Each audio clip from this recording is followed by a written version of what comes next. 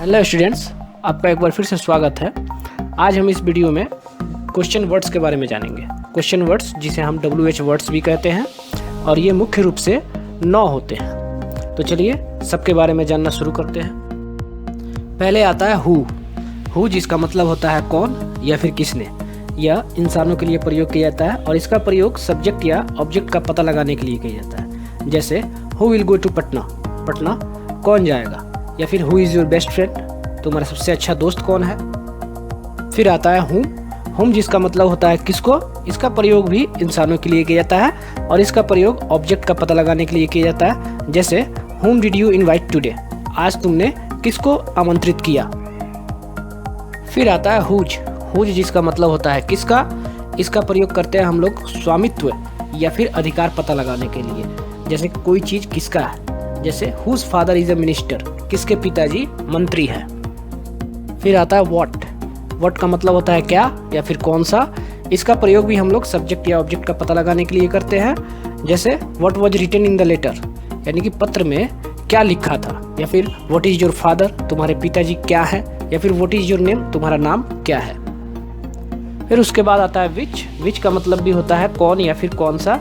और इसका प्रयोग ज़्यादातर हम लोग जानवरों के लिए करते हैं या फिर वस्तुओं के लिए करते हैं। इसका प्रयोग भी सब्जेक्ट या ऑब्जेक्ट का पता लगाने के लिए किया जाता है। जैसे विच इज़ मोर ब्यूटीफुल, कौन ज़्यादा सुंदर है। यहाँ पर हम किसी वस्तु के बारे में पूछ रहे हैं या फिर किसी जानवर के बारे में पूछ रहे हैं। विच का प्रयोग मनुष्य के लिए भी करते हैं। जैसे विच बॉय इज़ नॉटी, कौन लड़का नटखट है। या फिर विच गर्ल इज़ टॉल, कौन सी लड़की लंबी है। जब हमें चॉइस करना होता है तब हम उसके साथ विच का प्रयोग कर सकते हैं। इंसान के साथ विच का प्रयोग किया जा सकता है। फिर आता है वेयर का मतलब होता है कहाँ और इसका प्रयोग हम लोग किसी जगह का पता लगाने के लिए करते हैं। जैसे कि where did you go yesterday, तुम कल कहाँ गए थे। या फिर वेयर आर यू गोइंग, तुम कहाँ जा रहे हो। वेयर इज सी गोइंग, वह कहाँ जा रही है। और फिर आता है व्हेन का मतलब होता है कब और इसका प्रयोग हम लोग समय का पता लगाने के लिए करते हैं, टाइम का पता लगाने के लिए करते हैं। जैसे when will you come home, तुम घर कब आओगे। या फिर when will you be a doctor, तुम डॉक्टर कब बनोगे। फिर आता है वाई का मतलब होता है क्यों और इसका प्रयोग हम लोग कारण या वजह पता लगाने के लिए करते हैं। जैसे कि why did you not invite me, तुमने मुझे आमंत्रित क्यों नहीं किया। Why did you not go there, तुम वहाँ क्यों नहीं गए। Why are you coming late, तुम देर से क्यों आ रहे हो। फिर उसके बाद है हाउ का मतलब होता है कैसे और इसका प्रयोग हम लोग किसी कार्य के करने के तौर तरीके को पता लगाने के लिए करते हैं या फिर किसी के स्वास्थ्य के बारे में जानकारी पाने के लिए भी करते हैं। जैसे how did you solve this, तुमने इसे कैसे हल किया। या फिर हाउ आर यू, तुम कैसे हो। How will you be a doctor, तुम एक डॉक्टर कैसे बनोगे। इनके अलावा भी कुछ क्वेश्चन वर्ड्स हैं जिन्हें हम लोग फॉर्मेटिंग क्वेश्चन वर्ड्स कहते हैं।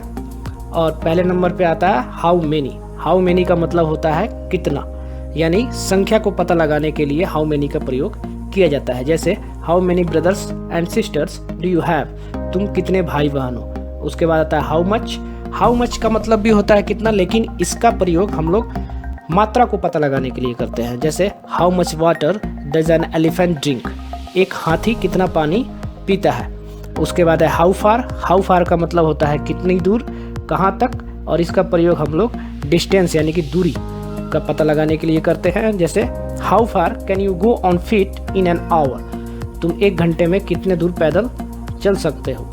उसके बाद है हाउ लॉन्ग का मतलब होता है कब तक और इसका प्रयोग हम लोग ड्यूरेशन यानी कि अवधि का पता लगाने के लिए करते हैं। जैसे how long will you be in Patna, तुम पटना में कब तक रहोगे। फिर आता है हाउ ऑफन का मतलब होता है कितनी बार और ये फ्रीक्वेंसी पता लगाने के लिए किया जाता है, यानी कि किसी कार्य की बारंबारता यानी कोई कार्य कितनी बार हुआ वो पता लगाने के लिए किया जाता है। जैसे how often do you go there, तुम वहाँ कितनी बार जाते हो। उसके बाद आता है एट व्हाट टाइम, यानी किस समय। इसका प्रयोग हम लोग एग्जैक्ट समय को पता लगाने के लिए करते हैं, यानी कोई कार्य बिल्कुल किस समय हुआ। जैसे at what time did you arrive at the station, तुम किस समय स्टेशन आए। उसके बाद आता है व्हाट काइंड ऑफ या फिर व्हाट सॉर्ट ऑफ या फिर व्हाट टाइप ऑफ, तीनों का एक ही मतलब होता है किस प्रकार का और इसका प्रयोग हम लोग वैरायटी पता लगाने के लिए करते हैं। जैसे what kind of book are you looking for, आप किस प्रकार की किताब खोज रहे हैं। अब आपके सामने 10 सेंटेंस है, हिंदी सेंटेंस है, आप इसका ट्रांसलेशन कीजिए और इसको प्रैक्टिस कीजिए। धन्यवाद।